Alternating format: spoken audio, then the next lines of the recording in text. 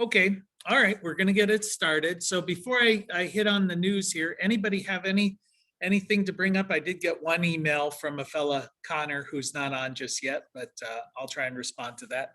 Anybody have any urgent questions, concerns? I don't have any questions, but I've got some comments. Okay. And I'm gonna share my desktop. Let me see. Let me see, share screen.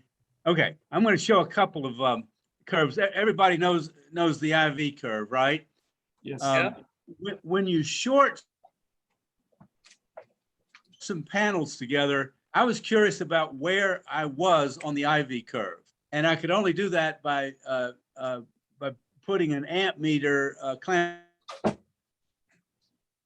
on amp meter in the two things. Let me so there's that. Obviously, the let me share open up something else. Share screen. Let me see. So we hooked up a very high dollar. Can you see my screen? Yeah, yeah. Okay. So this is a trace of when we short the two leads together.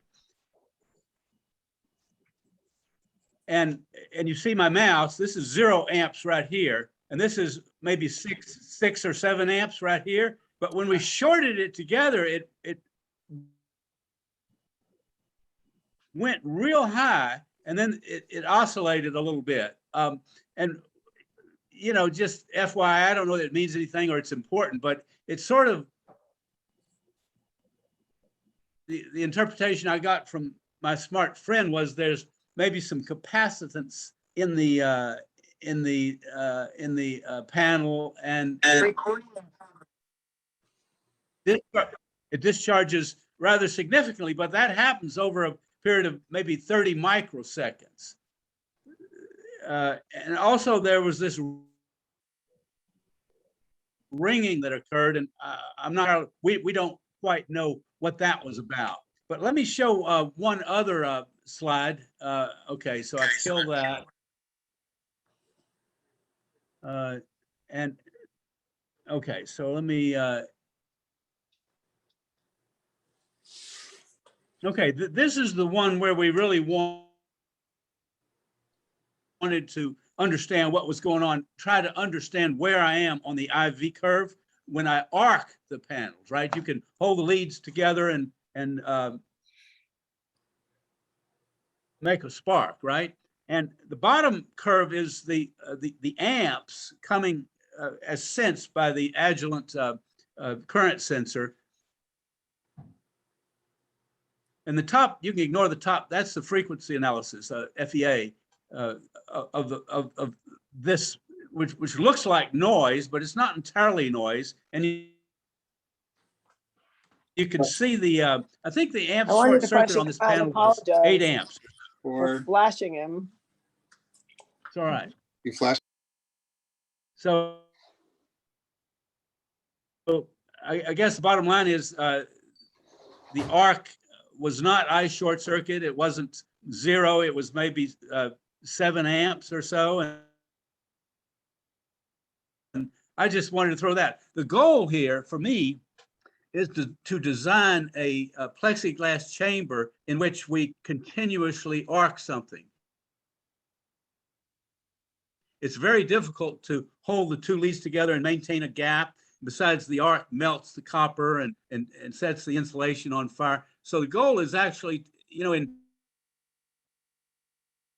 heliarc welding, you have tungsten electrodes, right, that don't melt. And you also have a high frequency to start up the arc. I don't know, maybe some of you have TIG welded before. So my goal is to design a chamber and where we have a panel and it just continually burns unassisted, no holding of the arcs. And so I'll let you know, I'm meeting with somebody today at a company called Arc Specialties, which is welding specialties. And Are you wanting to make it'll like be a interesting solar? if I A solar successfully. welder? Is that what you're looking to do there, Bill? I don't think so. We could look at the amps. I suppose in a sense you could do that, but the power is probably compared to a TIG welder, the power is way down. There's a nice Yeah. arc and it melts the copper, and presumably it could be used if you could stabilize the arc to weld a little bit. So, I wouldn't rule that out, but I think it's more just a play pretty, something, perhaps for shows or show and tell where you have a nice arc. I mean, everybody loves to see an arc except the installers because it talks about the fire hazard, right? Sure. That would be interesting. Anyway, just that's like all you I have to said, share. as a demonstration thing for, to take out the school kids or something, if you had something that was portable like that, just to show the power of the sun, Absolutely. Yeah. kind of neat. Yeah. You can get one of those, what do they call those? Like, what's the lens? Fresnel, I think it is a Fresnel lens. Fresnel, That yeah. they use in lighthouses. We had an intern once who scavenged one out of a big screen television, and he was showing how you could concentrate the sun's rays using it. But he left it on our deck, and it was like leaning against something. And over the course of the day, no one was paying attention, but it burned a line all the way across the deck as the sun sort of went across the sky. I was like, man, you're trying to burn our place down, So, all right. Anybody else have I any have comments? I'll mention further, I have a 6-foot diameter parabolic mirror that came out of a searchlight, and it'll, the old beer cans used to be steel. I can burn a hole in steel in 7 seconds. The newer beer cans are aluminum, and a hole happens in 2 seconds. The focal point is about the size of my fingernail. I'll 6 tell foot you, diameter to that size, so it's rather intense. I think, Bill, you've got too much time on your hands down there in Texas to be burning holes in beer cans and stuff. So it would be cute. It'd be cool if they were full, That would be a show. I'll try that sometime. Yeah. Isn't that what the Rifle Association's supposed to do? with drinking? That's right. We used to do that. We'd shoot beer bottles. So, all right. Let me touch on some of the news here this week. There's interesting, I thought, in Wisconsin, there's a Republican-led bill in the Wisconsin legislature seeking to make community solar more available to people in Wisconsin. So I found this interesting because traditionally we've been seeing resistance to solar from the Republican Party. In Wisconsin, these guys are leading the effort to expand the reach of solar. So hopefully we're seeing maybe some changes in the politics of it. And maybe it'll get out of that, bipartisan craziness that the world seems engaged in. On July 15th, the Solar App Plus software was released nationwide. If you're not remembering what Solar App Plus is, it's the online permitting process that was developed by, I think NREL was involved with it, the Solar Foundation, some other groups. The idea is to have a nationwide universal application process instead of a patchwork of individual processes from city to jurisdiction to whatever. They did find over the past year, they've been testing it in a couple of cities in Arizona and California. And Tucson, for instance, saw their permitting process go from 20 days to 0 because it is an instantaneous permit. As soon as you go on, if your system complies with Solar App Plus, your permit is issued automatically by the city, or the jurisdiction authority having jurisdiction. So that's going to be a big deal. So I think hopefully that's going to make solar a little more affordable, a little more accessible coming through. And then I also saw FERC is going to undergo a major review of transmission within the United States, looking at trying to make that more accessible to solar and renewable resources. They're saying it's really the first major transmission overhaul. And FERC is the Federal Energy, what does that stand for? Federal Energy Regulatory Commission, yeah. So clearly, at least at that level, at the highest level, they're looking at the transmission is becoming more and more of a thing. So I don't quite know what that means to our future, but it definitely means something. And I think we commented a couple of weeks ago how some of the energy companies, like your AEP or First Energy or those kind of companies, are starting to shift some of the costs from generation to transmission. So that seems to be a long-term strategy within the power companies, because the generation costs are coming down, and but they don't want to reduce your bill. So they really only have three places to put it. They put it in generation, they put it in distribution, or they put it in transmission. And they seem to have picked on transmission. So we'll see what that means. But it's basically, think of that as like the high-speed backbone of the grid. The distribution is really from the substation to the homeowner or the business. And the other thing that I had, Connor, I see you're here. You had asked the question about depreciation. Why don't you just restate the question? I'll try and respond. I was hoping Don would be on since he's an accountant, but then I'll give you unsolicited accounting advice and take it for what it's worth.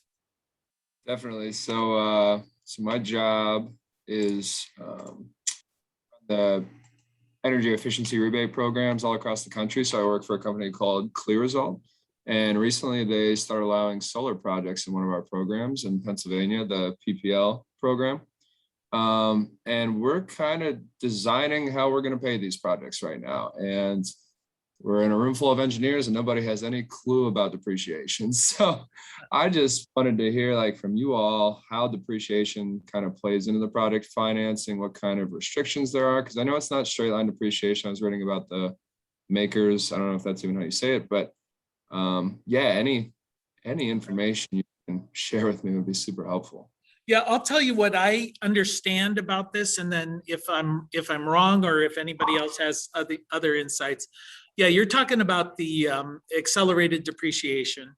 The first question I think you had is, can a homeowner depreciate their system? And the reality is, unless it's considered a business expense, it is not depreciable. So it really is only a business deduction per se. Now, it has been for a good long while qualified for the accelerated depreciation, the MACRS. Yeah. Mm-hmm. That schedule has traditionally been in year one, you depreciate 20%, year two, 32%, year three, 19.2%, because why would they make this easy? Year four, Right. 11.5. Year five, 11.5, and then year six, 5.8%.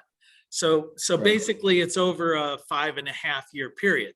But in 2017, they made solar systems qualified for what they call Section 179 depreciation, which essentially says in your first year, you can depreciate the whole thing, which really is an incentive. But because you're getting a federal tax credit, you cannot depreciate half of the credit. So right now the credit is 26%. So you have to deduct 13% from your original basis. So you can take 87% of your cost and depreciate that in the first year. So that's kind of the bottom line. If you're a commercial entity, You own the system, you paid for it. You can basically write off 80% of the cost as a tax deduction, not a tax credit, but a tax deduction in that first year due to the accelerated depreciation, if you want to. Awesome. If Okay, you- yeah, if that's you- super helpful. If you don't need that deduction, let's say that as you, during your taxes and you zero out your taxes without zeroing out your deduction, you can roll that over for as long as the, as long as is required, until it's gone. The same thing with the tax credit. The tax credit is a 26% of your initial cost credit. But again, it only applies to the person who paid for it. Now that is available to homeowners as well as commercial. So if you don't need the tax credit, and we've seen this like with retired people who want to put a system on their home, they're not paying federal taxes or not much. They get a credit, but they don't use it. Well, apparently that can roll over really as long as the credit exists. There's a bit of debate in there, but certainly 5 years, but probably longer, that it'll just keep rolling over in your tax. If you use tax software like TurboTax or whatever, it just keeps popping up to me asking if I need to use it again this year or whatever until it's used up. So that's available to homeowners and to businesses. And I think that was about. Yeah, that was the gist of it. Yeah, because we're kind of battling two things here. One is like a total resource cost effectiveness test. And so we're trying to make sure we're including all these incentives, the grants and whatnot, to make sure it hits like a 0.85 and it's makes sense for, the utility to be running these programs. But on the other side of that, we also need to make sure that we're claiming all their grants because we need to cap their incentive at like their net project cost. So in other programs we run, it's a total project cost, but now that they're getting all these benefits, we're limiting them to 50% of the net project cost and trying to figure out what to include, what kind of documentation to get to prove that this is true. Cause like all the applications we've gotten so far just say depreciation, $38,000. And we're like, okay, we got to figure out how to calculate this so we can be uniform across the board. But yeah, the second part of that question, I have a general idea, but it was just like how PPAs play into this as well. Cause I know if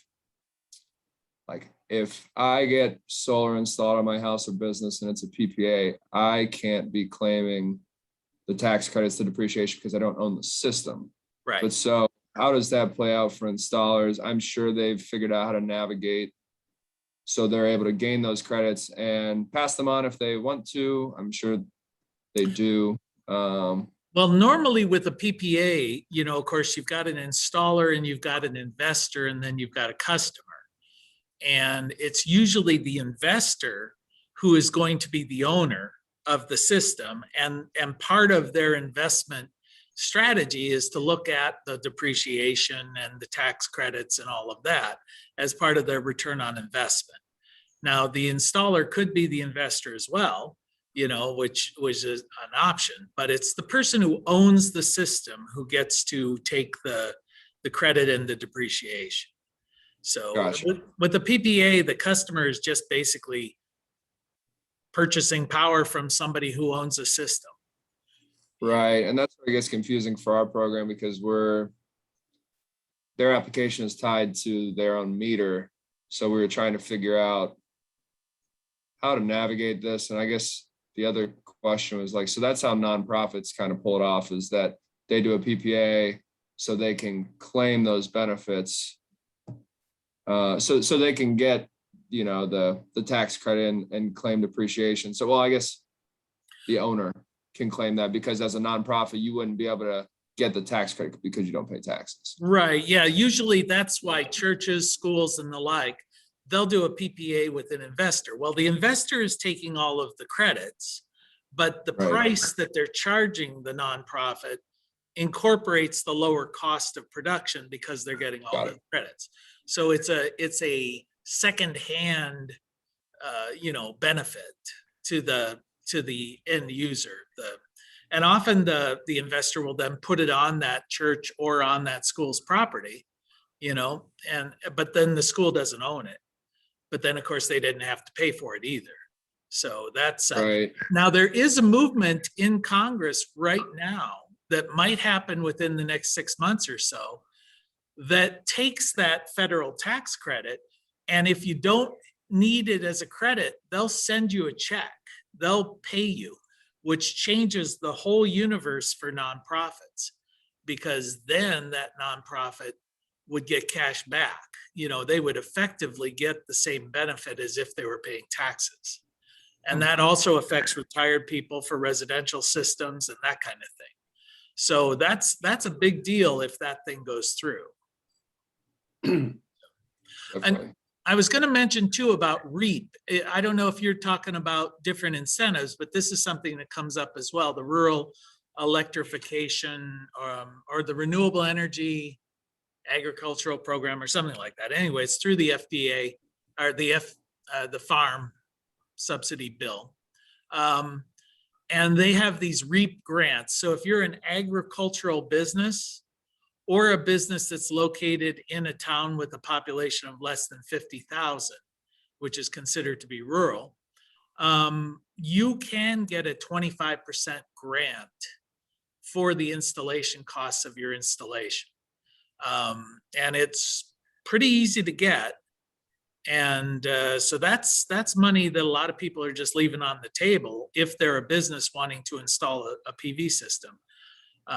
For instance, I know Ed from ETA, he's on the call sometimes. He has a brewery in the town of Greencastle, and they got a REAP grant to install solar on top of their brewery. So it doesn't have to be agricultural per se. So. Nice. Yeah, I was going through the slides yesterday before I sent you an email just to see if I could find any of this information. I saw that Desire website that has all the possible incentives for each state. That is a good link. Yeah. The Desire website, the DSIRE. Yeah, and they get into a whole bunch of things about, because there are local utility incentives. There are also incentives like real estate tax abatements, like you're not going to have to pay tax on the added value to your property. Sales tax, some states say no sales tax required on the purchase of solar products. So there's a whole bunch of different kinds of incentives out there. But the main ones that people look at are the federal tax credit, depreciation if you're a commercial, and REAP if you're an agricultural commercial. Those are kind of the big three. All the rest are little things. Bob, did you have a comment there? Yes, last time we hashed this out in 2020, I looked it up with the IRS as my accountant. And basically, when the federal tax credits came out, 2017, 18, the rule was you had 2 years for residential to depreciate it. But that was specific years, like 2018, 2019. When 2020 hit, that rule went away, and you only had 1 year to depreciate it, not depreciate it, but to use your credit. Don't ever talk to a dyslexic, because they mix things up pretty bad here. Uh-huh. If you want me to, I'll look it up again. I have a copy of it, but I don't know. I just know my TurboTax carries it forward, so I'm assuming. Oh, everybody does, and nobody gets caught. Yeah. Well, then There's it's legal. There's the rules, and then there's enforcement, Yeah. I don't know. Your dyslexic just reminded me of the dyslexic atheist who didn't believe in dogs. But I don't. Okay. Any other comments on the depreciation thing? Hopefully that helped you out, Connor. But basically, I would go in there and say, depreciate 87% of it in the first year if you're wanting to maximize. At least right now. Now, when the federal tax credit changes, that's going to change slightly too. It'll go up a little bit. If the credit dropped to 20%, say, then you could depreciate 90% in the first year. But I remember Don, who is the accountant who's on here sometimes, saying that's a law, that section 179 is not a forever law either. And his assumption was it'll be renewed, but that's not a guaranteed thing. So you'll have to double check to make sure it's still enforced during the year that you're looking at. So, Got it. All right, thanks so much. That helps a lot. okay, no problem.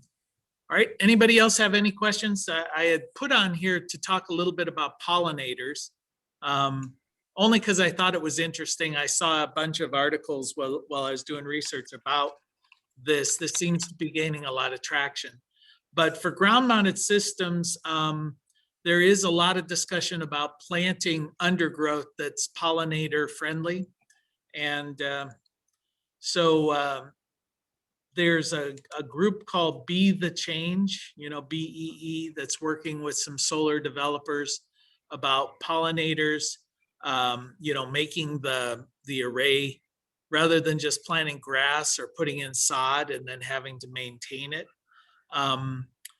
The advantages that I saw was over and above the fact that you're helping encourage pollinators, but there's almost no maintenance for one of these. Instead of having to hire a lawn care facility people to come and trim and everything, you just let it go. These kind of plants are typically cooler than grassland. So the solar panels have been tested and found to work better when they have that kind of three-dimensional undergrowth. Keeps everything just slightly cooler, and the cooler they are, the better the panels work. And they do also tend to be deeper rooted than grasses. So they tend to build up the topsoil, hold the soil in place, and filter and capture groundwater more effectively. The plants tend to do very well in partially shaded environments. So the fact that you've got solar arrays casting shadows about tends to help with the pollination. And I did see that Virginia specifically, and also Vermont, had some regulations in place determining what is exactly considered a pollinator-friendly planting. So they have scorecards and regulations, of course, because government always wants regulations. One of the big issues around this was, the greenwashing aspect of pollinator. The idea that developers will just leave a bunch of weeds and say that it's pollinator friendly or whatever without really doing anything. There's a question there saying, is there a reason you couldn't have sheep graze? Yeah, that's another thing that some places are doing. Sheep are a good example, not goats, because goats tend to jump up and climb on the array if they can. But I mean, we have goats, but we've raised ours up higher. Sheep are good. They're croppers, they'll keep it all trimmed and everything. Although I did see an example over at Antioch College in Yellow Springs in Ohio. They put in a solar array, and then they had sheep that were there as part of the project. And then their sheep project sort of faded, and they had never set up any kind of lawn care kind of thing, and the whole place was a disaster. They had plants growing up through the solar array and shading issues all over the place. So if you are going to integrate sheep in with the array, make sure you at least have sheep. Things change. So, and there is an issue with this about pesticide drift, and that's a big deal. Let's say you put in a big solar array and it's near farmland. You put in a pollinator field, and then the guy sprays his corn and kills off all your pollinators. So you got to be careful about pesticide drift. And the countryside, it's kind of hard to monitor and maintain, protect yourself against that.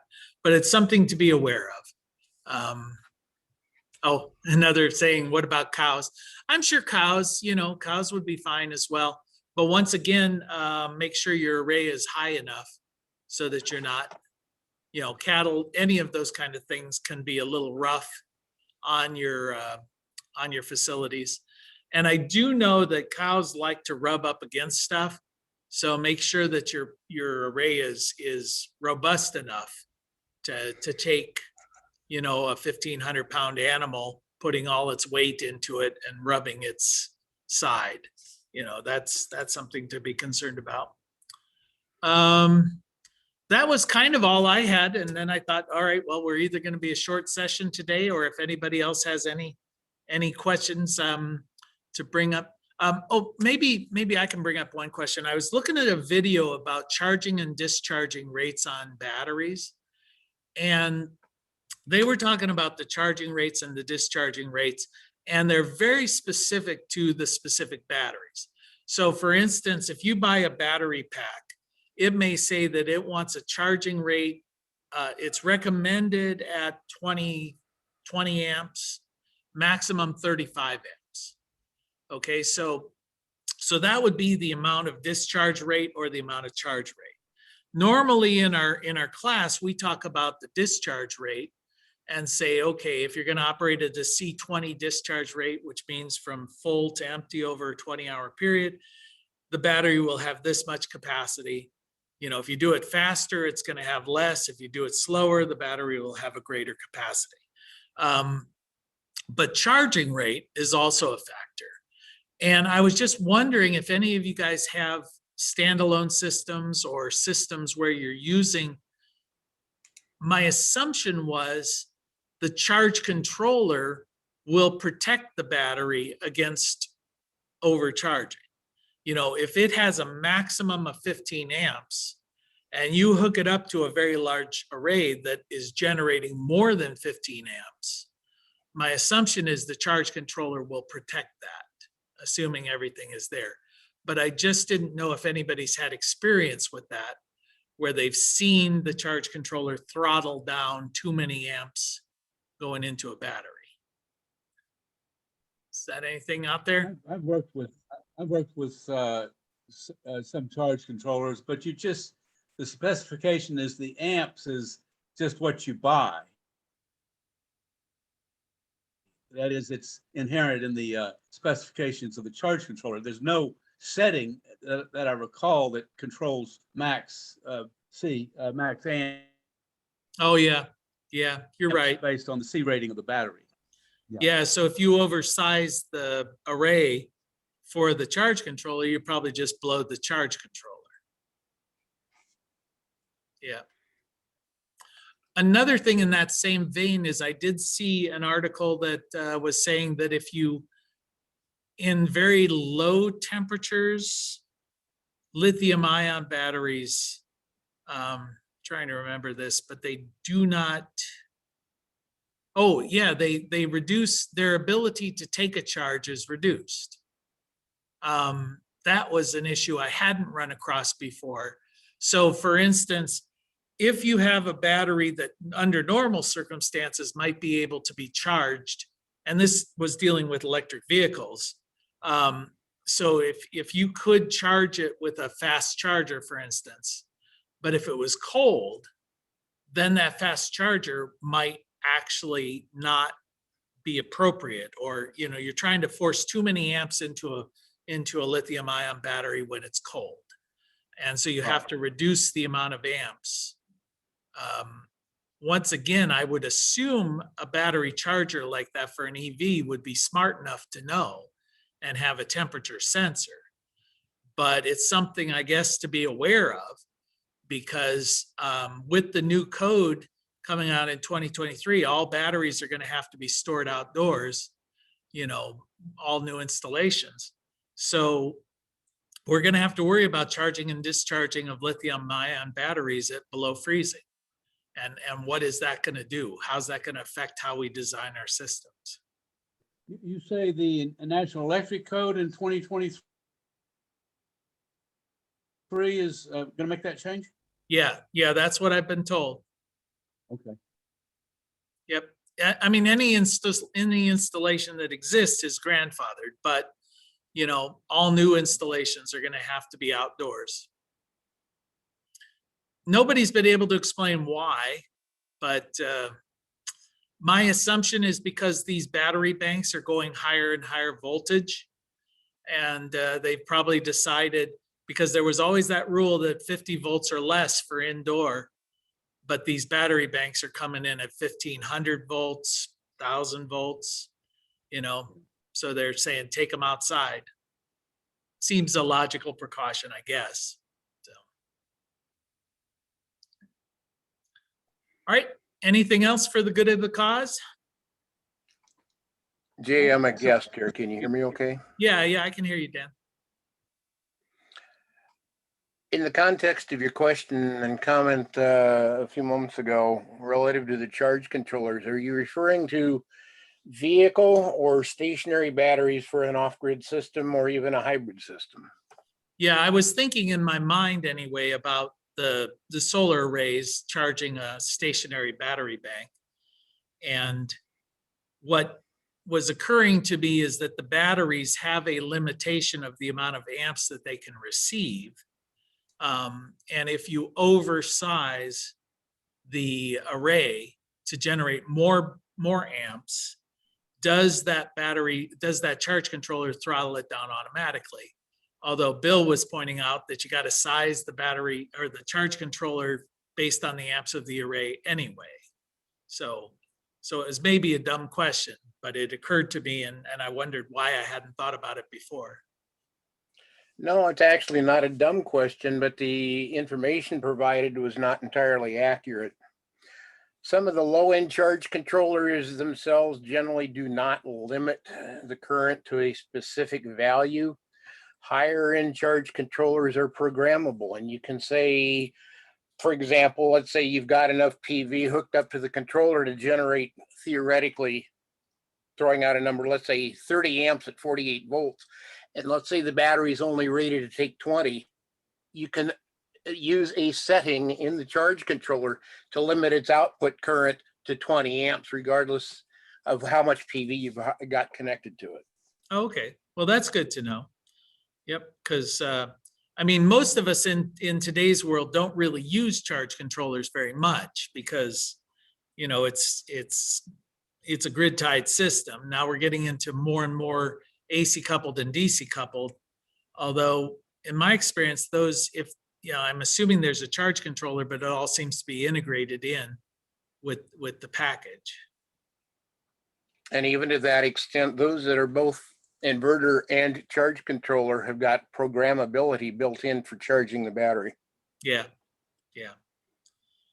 Okay, well, that's good. All right, thanks, Dan. I'm rarely able to attend. You guys kind of conflict with a government meeting that I have on Tuesdays, and we finished early today. Well, we try and conflict with the government every chance we get, so. All right, any other questions, any other comments? Yeah, I'd like to ask Dan, I think I've met you, and were you involved in the development of the in-phase microcontrollers a long time ago? Not the end phase, but I was involved in the development of micro inverters, I think is your question. Yeah. And the answer is yes, but not the end phase. Oh, okay. Okie doke. Well, Dan, we thank you for microinverters. I love them to death, so. Well, your comment about conflicting with the government kind of resonated a little bit with me. I'm going to go back about 15 years ago when the government was offering grants for what they considered, you know, cutting edge technology and development and so forth. And we applied twice for a grant, made it to the second round on the second attempt, and then that got declined. And the reason was we do not feel that microinverters are sufficiently disruptive technology. Holy Toledo. Yeah. Well, you know, it's funny, in class, I use that as an example when people complain about regulations, of an example where regulations, like in, I think it was the 2014 code, said the rapid shutdown, put rapid shutdown in, which ultimately led to the development of power optimizers and microinverters, you know, dominating the industry. And that's been great for the industry. So Um, To that point, the microinverters were actually in existence long before anybody ever mentioned rapid shutdown. And those of us that were on the various boards and committees struggled against rapid shutdown, but the NFPA would hear nothing of it and it got pushed through from the fireside. Yeah, yeah, but of course that, I mean, microinverters may have been around, but they were not a factor in the market, just too expensive, I guess, compared to the alternatives. No, and to be certain you're correct in that, there was no question about the fact that the rapid shutdown aspect of the code did incentivize purchases of the microinverters. Mm-hmm. Good. All right, well, let's go ahead and call it a day. Enjoy the sunny July. And let's see, Bill, are you waving goodbye or you have a question? I have a comment. I'm charging a lithium battery pack right now. These are 160 amp hour cells, 24 volts. And this red thing right here is a battery management system. And there's a wire going to each of 8 cells right here. And I just bought it and I'm checking it out. It seems to be working just fine. The high voltage is settable, the low voltage, low disconnect is settable, and I'm glad I hadn't, quote, let the smoke out. Oh, okay. So you're saying that you can program the charging and discharging right there in that red thing? Yeah, that's correct. I can set the max discharge amps as well as the max charge amps, and yeah. So this is a rather heavy lithium 24 volt pack. I was involved in electric